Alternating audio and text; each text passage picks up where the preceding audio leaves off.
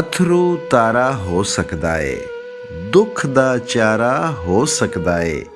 ਇੱਕੋ ਵਾਰੀ ਫਰਜ਼ ਤੇ ਨਹੀਂ ਨਾ, ਇੱਕੋ ਵਾਰੀ ਫਰਜ਼ ਤੇ ਨਹੀਂ ਨਾ, ਇਸ਼ਕ ਦੁਬਾਰਾ ਹੋ ਸਕਦਾ ਏ। ਕੱਖੋਂ ਹੌਲਾ ਜਾਣ ਨਾ ਸਾਨੂੰ, ਕੱਖ ਵੀ ਭਾਰਾ ਹੋ ਸਕਦਾ ਏ।